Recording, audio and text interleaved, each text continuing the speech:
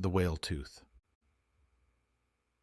It was in the early days in Fiji when John Starhurst arose in the mission house at Rewa village and announced his intention of carrying the gospel throughout all Viti Levu. Now, Viti Levu means the Great Land, it being the largest island in a group composed of many large islands, to say nothing of hundreds of small ones. Here and there on the coasts, living by most precarious tenure, was a sprinkling of missionaries, traders, bêche de mer fishers, and whale ship deserters. The smoke of the hot ovens arose under their windows, and the bodies of the slain were dragged by their doors on the way to the feasting. The lotu, or the worship, was progressing slowly and often in crab-like fashion. Chiefs, who announced themselves Christians and were welcomed into the body of the chapel, had a distressing habit of backsliding in order to partake of the flesh of some favorite enemy. Eat or be eaten had been the law of the land, and eat or be eaten promised to remain the law of the land for a long time to come. There were chiefs, such as Tanoa Tuivaikoso and Tuikilakila, who had literally eaten hundreds of their fellow men. But among these gluttons, Ra Undre ranked highest. Ra Undre lived at Takiraki. He kept a register of his gustatory exploits. A row of stones outside his house marked the bodies he had eaten. This row was 230 paces long, and the stones in it numbered 872. Each stone represented a body. The row of stones might have been longer had not Ra Undre unfortunately received a spear in the small of his back in a bush skirmish on Somo and been served up on the table of Naungavuli, whose mediocre string of stones numbered only 48. The hard-worked, fever-stricken missionaries stuck doggedly to their task, at times despairing, and looking forward for some special manifestation, some outburst of Pentecostal fire that would bring a glorious harvest of souls. But cannibal Fiji had remained obdurate. The frizzle-headed man-eaters were loath to leave their flesh-pots, so long as the harvest of human carcasses was plentiful. Sometimes, when the harvest was too plentiful, they imposed on the missionaries by letting the word slip out that on such a day there would be a killing and a barbecue. Promptly, the missionaries would buy the lives of the victims with stick tobacco, fathoms of calico, and quarts of trade beads. Natheless, the chiefs drove a handsome trade in thus disposing of their surplus live meat. Also, they could always go out and catch more. It was at this juncture that John Starhurst proclaimed that he would carry the gospel from coast to coast of the great land, and that he would begin by penetrating the mountain fastnesses of the headwaters of the Rewa River. His words were received with consternation.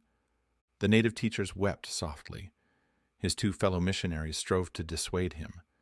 The king of Rewa warned him that the mountain dwellers would surely kaikai him, kaikai meaning to eat, and that he, the king of Rewa, having become Lotu, would be put to the necessity of going to war with the mountain dwellers.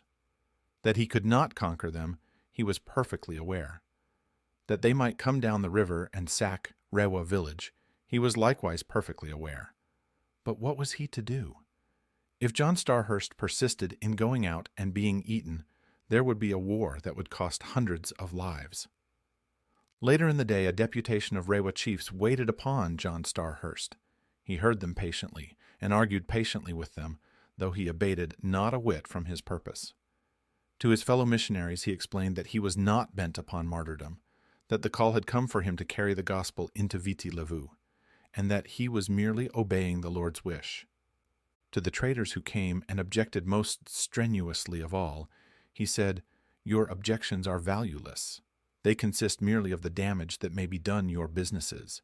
You are interested in making money, but I am interested in saving souls. The heathen of this dark land must be saved." John Starhurst was not a fanatic. He would have been the first man to deny the imputation. He was eminently sane and practical. He was sure that his mission would result in good, and he had private visions of igniting the Pentecostal spark in the souls of the mountaineers, and of inaugurating a revival that would sweep down out of the mountains and across the length and breadth of the great land, from sea to sea and to the isles in the midst of the sea. There were no wild lights in his mild gray eyes, but only calm resolution and an unfaltering trust in the higher power that was guiding him. One man only he found who approved of his project, and that was Ravatu, who secretly encouraged him and offered to lend him guides to the first foothills. John Starhurst, in turn, was greatly pleased by Ravatu's conduct. From an incorrigible heathen, with a heart as black as his practices, Ravatu was beginning to emanate light. He even spoke of becoming Lotu. True, 3 years before he had expressed a similar intention, and would have entered the church had not John Starhurst entered objection to his bringing his 4 wives along with him. Ravatu had had economic and ethical objections to monogamy. Besides, the missionary's hair-splitting objection had offended him, and to prove that he was a free agent and a man of honor, he had swung his huge war club over Starhurst's head.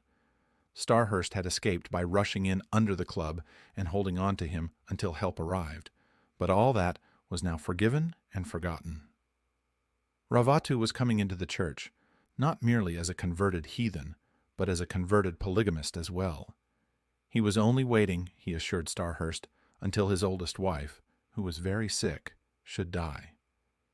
John Starhurst journeyed up the sluggish Rewa in one of Ravatu's canoes. This canoe was to carry him for 2 days. When the head of navigation reached, it would return. Far in the distance, lifted into the sky, could be seen the great Smoky Mountains that marked the backbone of the great land. All day John Starhurst gazed at them with eager yearning. Sometimes he prayed silently. At other times he was joined in prayer by Narau, a native teacher who for 7 years had been Lotu, ever since the day he had been saved from the hot oven by Dr. James Ellery Brown, at the trifling expense of 100 sticks of tobacco, 2 cotton blankets, and a large bottle of painkiller. At the last moment, after 20 hours of solitary supplication and prayer, Narau's ears had heard the call to go forth with John Starhurst on the mission to the mountains.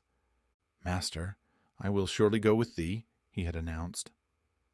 John Starhurst had hailed him with sober delight. Truly, the Lord was with him thus to spur on so broken-spirited a creature as Narau. "I am indeed without spirit, the weakest of the Lord's vessels," Narau explained the first day in the canoe. "You should have faith, stronger faith," the missionary chided him.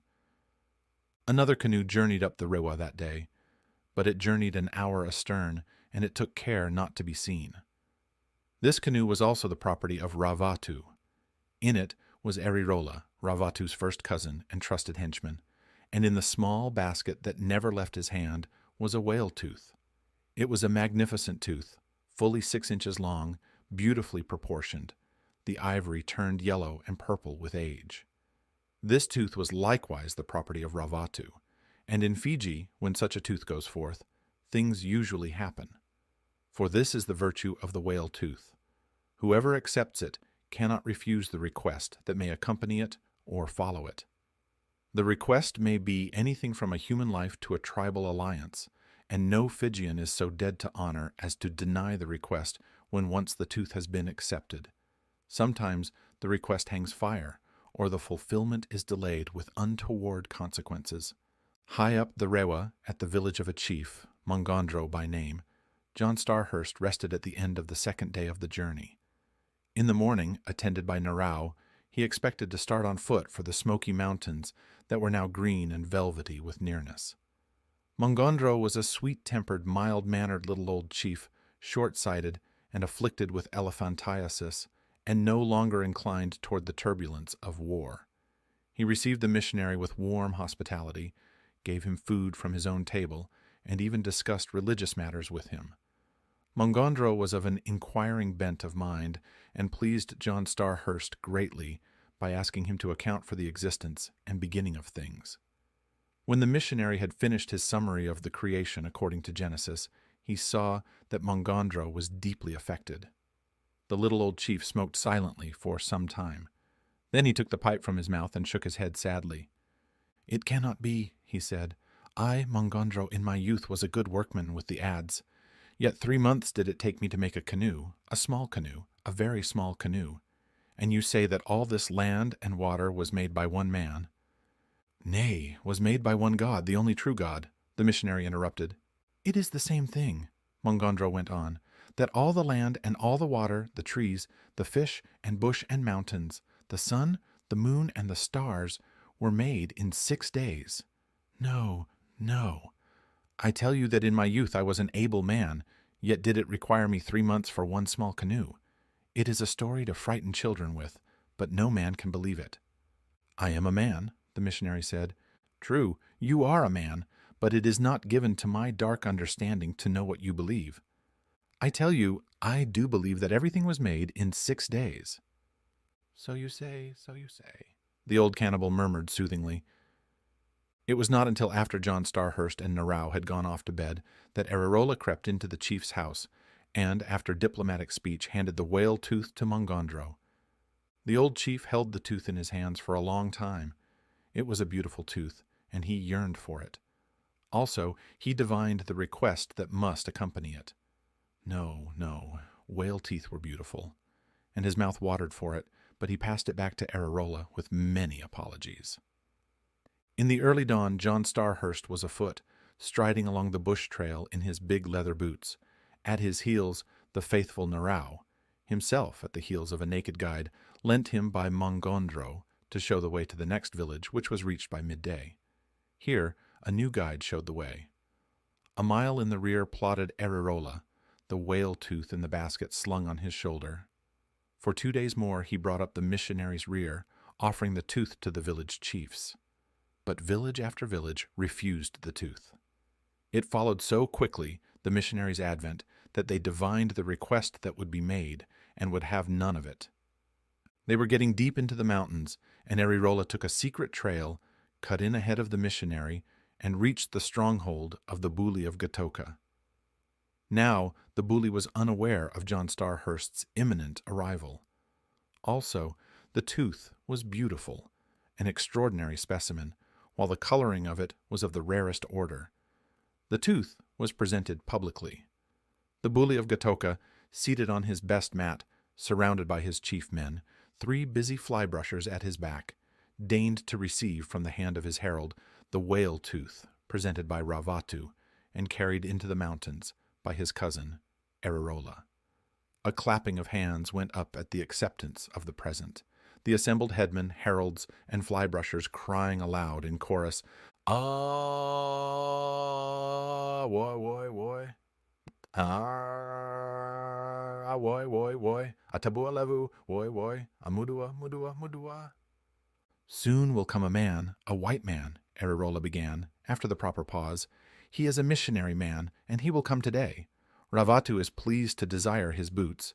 He wishes to present them to his good friend, Mongondro, and it is in his mind to send them with the feet along in them, for Mongondro is an old man, and his teeth are not good. Be sure, O Buli, that the feet go along in the boots.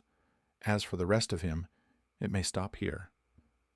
The delight in the whale tooth faded out of the Buli's eyes, and he glanced about him dubiously. Yet, had he already accepted the tooth? "A little thing like a missionary does not matter," Arirola prompted. "No, a little thing like a missionary does not matter," the Buli answered, himself again. "Mongondro shall have the boots.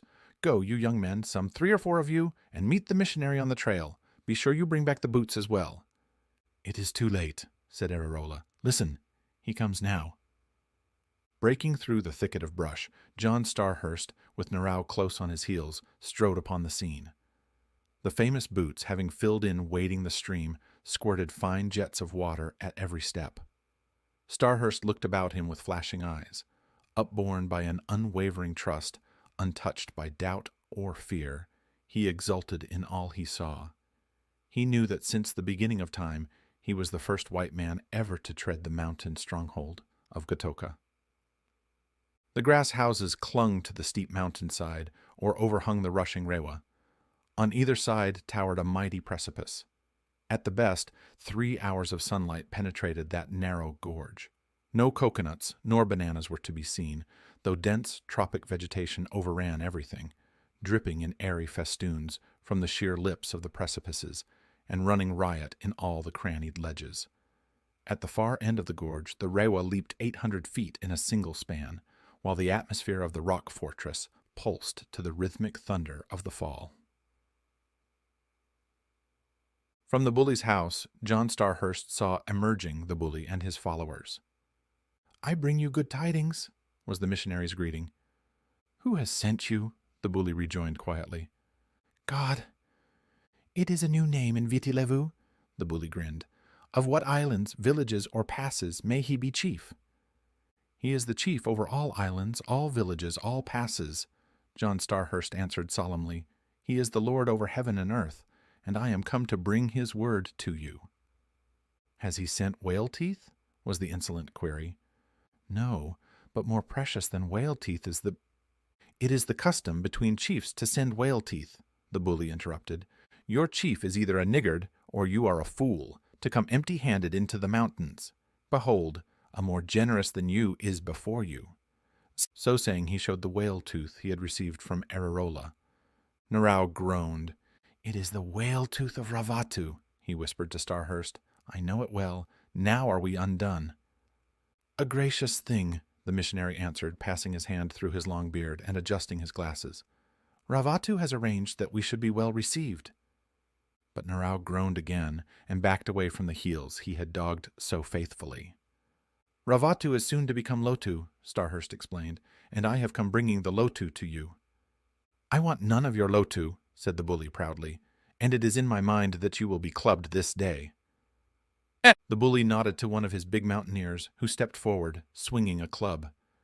Narau bolted into the nearest house, seeking to hide among the women and mats, but John Starhurst sprang in under the club and threw his arms around his executioner's neck. From this point of vantage, he proceeded to argue. He was arguing for his life, and he knew it, but he was neither excited nor afraid. "It would be an evil thing for you to kill me," he told the man. "I have done you no wrong, nor have I done the bully wrong." So well did he cling to the neck of the one man that they dared not strike with their clubs, and he continued to cling and to dispute for his life with those who clamored for his death. "I am John Starhurst," he went on calmly. "I have labored in Fiji for 3 years, and I have done it for no profit. I am here among you for good. Why should any man kill me? To kill me will not profit any man." The bully stole a look at the whale tooth. He was well paid for the deed. The missionary was surrounded by a mass of naked savages, all struggling to get at him. The death song, which is the song of the oven, was raised, and his expostulations could no longer be heard. But so cunningly did he twine and wreathe his body about his captors that the death blow could not be struck. Arirola smiled, and the bully grew angry. "Away with you," he cried. "A nice story to go back to the coast. A dozen of you and one missionary without weapons, weak as a woman, overcoming all of you." "Wait, O bully," John Starhurst called out from the thick of the scuffle, "and I will overcome even you, for my weapons are truth and right, and no man can withstand them." "Come to me, then," the bully answered, "for my weapon is only a poor, miserable club, and as you say, it cannot withstand you." The group separated from him, and John Starhurst stood alone, facing the bully, who was leaning on an enormous, knotted war club. "Come to me, missionary man, and overcome me," the bully challenged. "Even so will I come to you and overcome you," John Starhurst made answer, first wiping his spectacles and settling them properly, then beginning his advance. The bully raised the club and waited. "In the first place, my death will profit you nothing," began the argument. "I leave the answer to my club," was the bully's reply, and to every point he made the same reply, at the same time watching the missionary closely in order to forestall that cunning run-in under the lifted club. Then, and for the first time, John Starhurst knew that his death was at hand. He made no attempt to run in.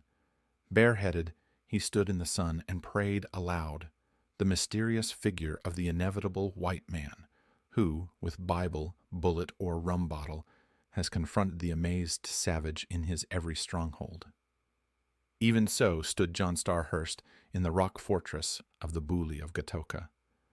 "Forgive them, for they know not what they do," he prayed. "O Lord, have mercy upon Fiji. Have compassion for Fiji. O Jehovah, hear us for his sake, thy Son, whom thou didst give that through him all men might also become thy children. From thee we came, and our mind is that to thee we may return. The land is dark, O Lord, the land is dark. But thou art mighty to save. Reach out thy hand, O Lord, and save Fiji, poor cannibal Fiji. The bully grew impatient. Now will I answer thee, he muttered, at the same time swinging his club with both hands. Narao, hiding among the women and the mats, heard the impact of the blow and shuddered. Then the death song arose, and he knew his beloved missionary's body was being dragged to the oven as he heard the words, drag me gently, for I am the champion of my land. Give thanks, give thanks, give thanks. Next, a single voice arose out of the din, asking, Where is the brave man? 100 voices bellowed the answer, Gone to be dragged into the oven and cooked. Where is the coward? The single voice demanded. Gone to report, the 100 voices bellowed back. Gone to report, gone to report. Narao groaned in anguish of spirit. The words of the old song were true. He was the coward, and nothing remained to him but to go and report.